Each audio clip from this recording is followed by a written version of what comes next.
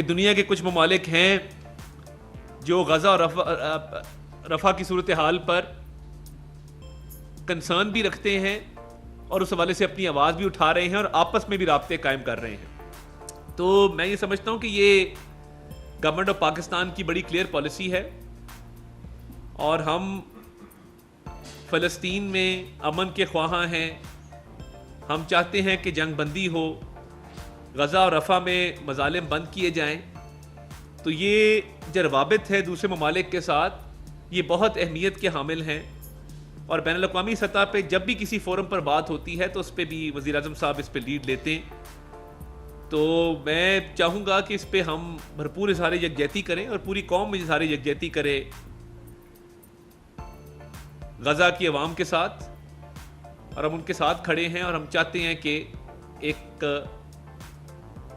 دیر پا امن کے لیے کوئی اس کا حل نکلے. میں اس کے علاوہ جو SIFC میں بہت اہم فیصلہ ہوا کہ انویسٹمنٹ کو اور ٹریڈ کو فروغ دینے کے لیے, اور دیکھیے جہاں بھی جا رہے ہیں وزیر اعظم وہ بات ایک ہی کر رہے ہیں کہ ہم کشکول توڑنا چاہتے ہیں, ہمیں مالی امداد نہیں چاہیے, ہم تجارت کو اور سرمایہ کاری کو فروغ دینا چاہتے ہیں. اب جب تجارت اور سرمایہ کاری کی بات ہوتی ہے تو SIFC ایک whole of the government approach ہے, اس کو بڑی پذیرائی مل رہی ہے اور جو ہمارے دوست ممالک ہیں ان کے انویسٹر بہت خوش ہیں کہ ہمیں ون ونڈو آپریشن ملا ہے, ہمیں جگہ جگہ نہیں جانا پڑتا, ایک ہی فورم سے ہم اپنے تمام معاملات جو ہیں وہ حل کر لیتے ہیں. تو وزیر اعظم نے یہ فیصلہ کیا ہے کہ یہ 7 ڈیسک قائم ہوں گے, چائنا ڈیسک, قطر ڈیسک, UAE ڈیسک, سعودیہ ڈیسک, یورپین یونین ڈیسک, امریکہ ڈیسک اور فار ایسٹ ڈیسک. یہ 7 ڈیسک جو ہیں وہ SIFC کے اندر قائم کیے گئے ہیں جو خصوصی طور پہ ان کی توجہ مرکوز ہوگی پاکستان میں سرمایہ کاری لانے پر اور تجارت کے حجم کو بڑھانے پر. اب یہ جو 7 ڈیسک ہیں جس میں میں دہرائے دیتا ہوں چائنا, UAE, سعودی عربیہ, قطر, اس کے علاوہ کویت کو بھی شامل کیا گیا ہے, یورپین یونین کو شامل کیا گیا ہے, امریکہ کو شامل کیا گیا ہے اور فار ایسٹ کو شامل کیا گیا ہے. تو اس سے بڑی مدد ملے گی, سرمایہ کاری کو فروغ ملے گا. اور آپ دیکھیے کہ UAE کی جو سرکاری پریس ایجنسی ہے انہوں نے $10 ارب مختص کرنے کی خبر ریلیز کی. مختص انہوں نے کہا کہ ہم نے یہ ایلوکیٹ کر دیے ہیں. سعودیہ کے ساتھ بھی جو $5 ارب کے حوالے سے انویسٹمنٹ کی بات چیت چل رہی ہے اس میں بھی خاصی پیش رفت ہے اور انشاءاللہ تعالی جلد آپ کو نظر آئے گا کہ معاہدے سائن ہوں گے اور یہ حتمی شکل اختیار کریں گے معاہدے, اور یہ انویسٹمنٹ انشاءاللہ تعالی پاکستان آئے گی. وزیر اعظم کا چین کا دورہ بھی اگلے چند دنوں میں آنے والا ہے اور یہ بہت اہمیت کا حامل ہے. CPEC کے حوالے سے معاملات کو آگے بڑھانا, چین کی جو سرمایہ کاری ہے, چائنیز سیکیورٹی کے حوالے سے جو خدشات ہیں ان کو دور کرنا, اور اس کی مکمل تیاری کی جا رہی ہے, بھرپور تیاری کی جا رہی ہے. IMF کا جو یہاں سے وفد گیا ہے وہ بڑی مثبت انہوں نے پریس ریلیز جاری کی, اس پہ مزید بات کرنے کی ضرورت نہیں, وہ پازیٹیو طریقے سے انہوں نے پریس ریلیز جو ہے وہ جاری کر کے یہاں سے گئے ہیں. تو میں سمجھتا ہوں کہ آپ اگر کرنٹ اکاؤنٹ ڈیفیسٹ کو دیکھیں کہ تجارتی خسارہ ہمارا کم ہوا ہے, IT کی ایکسپورٹس میں اضافہ ہوا ہے, مہنگائی میں جو ہے وہ کمی واقع ہوئی ہے. آپ اگر پچھلے ماہ سے کمپیئر کریں, پچھلے سال سے کمپیئر کریں تو مہنگائی کا 17% پہ آ جانا میں سمجھتا ہوں بہت بڑی اچیومنٹ ہے. اور فورن ایکسچینج ریزروز کی اگر آپ بات کریں, زر مبادلہ کے جو ذخائر ہیں, کسی زمانے میں 15 دن کا ہمارے پاس کور ہوتا تھا, اب ہمارے پاس 2 ماہ کا کور اویلیبل ہے. تو یہ بھی ایک مثبت پیش رفت ہے کہ اکانومی ٹیک آف کر رہی ہے اور الحمدللہ تمام جو بین الاقوامی مالیاتی جریدے ہیں, مالیاتی ادارے ہیں, وہ اس کی نشاندہی کر رہے ہیں کہ پاکستان کی اکانومی ریوائول کی طرف جا رہی ہے.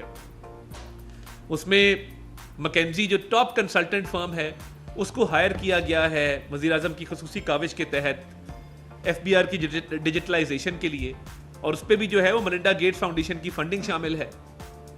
تو PIA کی جو پرائیویٹائزیشن ہے تیزی سے چل رہی ہے, جو یورپ اور یو کے کی پی آئی کی فلائٹس تھیں وہ انشاءاللہ تعالی جلد ریزیوم ہونے جا رہی ہیں. تو یہ تمام اچھی خبریں ہیں اور مثبت خبریں ہیں, اور میں سمجھتا ہوں کہ یہ ہماری خوش قسمتی ہے کہ الحمدللہ اتنے کم عرصے میں یہ معاملات اتنی تیزی سے آگے بڑھے ہیں.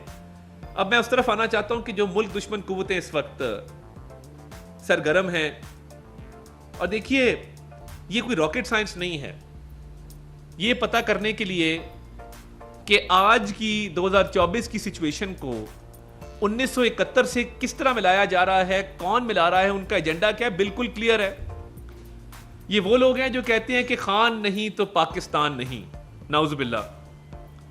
میں پہلے بھی کہہ چکا کہ پاکستان تا قیامت رہے گا انشاءاللہ تعالی, اور پاکستان 27ویں رمضان کی شب مارز وجود میں آیا تھا. اس پاکستان نے ترقی کرنی ہے, اس پاکستان نے آگے بڑھنا ہے, اس پاکستان نے اقوام عالم میں اپنا مقام بنانا ہے. تو یہ آپ کی جو 4-5 پوسٹیں آپ کر دیتے ہیں 1971 اور اپنے آپ کو شیخ مجیب سے ملا دیتے ہیں, اس کا مقصد کیا ہے؟ اس کا مقصد وہی ہے جو ہمیشہ ہوتا ہے, اور یہ ان کے منہ سے نکلا تھا. آپ کو یاد ہوگا کہ بانی چیئرمین پی ٹی آئی نے جب ایک جگہ اپنے خیالات کا اظہار کیا تو انہوں نے کہا کہ میں نہ رہا تو یہ پاکستان خدا نہ خواستہ یہ ٹوٹ جائے گا. یعنی آپ اپنی سیاسی بقا کو پاکستان کی سالمیت سے لنک کرتے ہیں, آپ اپنے سیاسی مفادات, چھوٹے چھوٹے سیاسی مفادات کی خاطر پاکستان کے مفادات کو داؤ پر لگاتے ہیں. آپ کا آئی ایم ایف کا لیٹر جو آپ اپنے وزرائے خزانہ کو کہہ رہے تھے کہ لکھو کہ آئی ایم ایف پاکستان سے اگریمنٹ مت کرے, اور یہ آپ کی خواہش, ہمارا محترم دوست ملک ہے سری لنکا, ڈیفالٹ کے حوالے سے بار بار کہنا کہ یہ ڈیفالٹ ہو جائے. یہ جس طرح سری لنکا ڈیفالٹ کیا, ہماری بڑی ان کا احترام ہے, عزت ہے, مگر بار بار یہ اس خواہش کا اظہار کرنا کہ ڈیفالٹ ہو جائے کہ میں اقتدار میں نہیں رہا تو خدا نہ خواستہ یہ ملک بھی فنا ہو جائے, ایسا ہوگا نہیں آپ کے کہنے سے, کیونکہ آپ کا کیا دھرا قوم کے سامنے ہے. آپ آئی ایم ایف کی ڈیل کو سیبوٹاج کرنا ہو اور آپ لیٹر لکھیں آئی ایم ایف کو, آئی ایم ایف کے باہر مظاہرے کروائیں, پاکستان کے جی ایس پی پلس سٹیٹس کو نقصان پہنچانے کی کوشش کریں, اور بار بار آئی ایم ایف کو یہ کہیں کہ پاکستان کے ساتھ تعاون نہ کیا جائے تاکہ یہاں پہ مہنگائی ہو, یہاں پہ معاشی استحکام نہ آ سکے.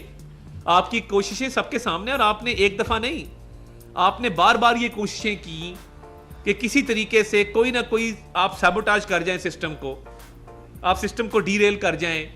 آپ کی آئی ایم ایف والی کاوش کامیاب نہیں ہوئی, ثبوت سب کے سامنے ہیں. شوکت ترین صاحب ہوں یا تیمور جھگڑا صاحب ہوں, وہ کیا بات کر رہے تھے اور آئی ایم ایف کو کیا خط لکھ رہے تھے, اور جو ڈیفالٹ کرانے کی خواہش تھی آپ کی کہ میں اقتدار میں نہیں رہا, میرے سیاسی مفاد پورے نہیں ہو رہے تو میں پاکستان کے مفاد کو قربان کر دوں اور پاکستان میں تباہی بربادی پھیل جائے, یہ آپ کا ایم تھا. اس کے بعد جی ایس پی پلس کے حوالے سے آپ کی سازش, سائفر کے حوالے سے آپ کی سازش کہ آپ نے بھرے مجمع میں وہ سائفر اٹھایا اور آپ نے پاکستان کے بین الاقوامی سطح پہ تعلقات کو خراب کرنے کی کوشش کی. نہ صرف یہ, آپ نے ملک دشمن قوتوں کا فائدہ کیا, پاکستان کی جھگ ہسائی کی آپ نے پوری دنیا کے اندر. ہمارے دشمنوں نے اس پہ آرٹیکلز لکھے, اس پہ پروگرامز کیے, اور آپ بعد میں شرمندہ بھی نہیں ہوتے ایسی باتوں پہ کہ آپ نے وہ سائفر کی کہانی گھڑی تھی. آپ کی آڈیو موجود ہے کہ ہم نے اس کے ساتھ کھیلنا ہے, ہم نے کھلواڑ کرنا ہے. کیا قومی سلامتی اور فورن پالیسی کھیلنے کے لیے ہوتی ہے؟ میں یہ کہنا نہیں چاہتا تھا, مگر آپ کے دور میں جب آپ نے تحائف بیچے, آپ نے دوست ممالک کے ساتھ تعلقات خراب کیے. ہماری کاوش ہے الحمدللہ, دوست ممالک عزت کر رہے ہیں, دوست ممالک سرمایہ کاری کی باتیں کر رہے ہیں. آپ کے دور میں آپ نے دوست ممالک سے کیا رویہ اپنایا, اور جو تحائف بیچے, کیا ان کو یہ بات محسوس نہیں ہوئی کہ یہ ملک کا وزیر اعظم ہے, ہمارے دیے ہوئے تحفوں کو بیچ دیتا ہے بلیک مارکیٹ میں اور اس سے منافع کما کے کھا جاتا ہے. اب آپ کی کرتوت یہ ہے اور آپ ملا رہے ہیں اپنے آپ کو شیخ مجیب سے. کیا شیخ مجیب پہ بھی 190 ملین پاؤنڈ کا کیس تھا؟ کیا انہوں نے بھی کوئی دوست ممالک کے تحفے جو ہیں وہ بیچ کے کھا گئے تھے؟ آپ بات کیا کرنا چاہتے ہیں؟ آپ نے 1971 کی کبھی تاریخ پڑھی ہے؟ آپ نے دیکھا ہے کہ ہوا کیا تھا؟ کیا آپ تاریخ سے بالکل ناآشنا ہیں؟ اور یہ جو مظلومیت کا آپ ڈھونگ رچا رہے ہیں، مظلوم تو وہ ہوتا ہے جس نے 190 ملین پاؤنڈ کی چوری نہ کی ہو کسی پراپرٹی ٹائکون کے ساتھ مل کے.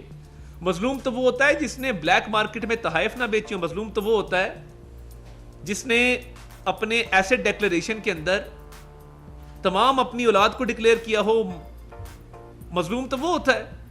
آپ نے تو نہ آپ کی ڈیکلریشن کمپلیٹ ہے. سائفر کا کیس آپ کے اوپر ہے, 190 ملین پاؤنڈ کا کیس آپ کے اوپر ہے, توشہ خانہ کا کیس آپ کے اوپر ہے, اور آپ 1971 کا ذکر کرنے چل پڑے ہیں. مزید حالات حاضرہ سے باخبر رہنے کے لیے ہمارے channel I point T V کو سبسکرائب کریں.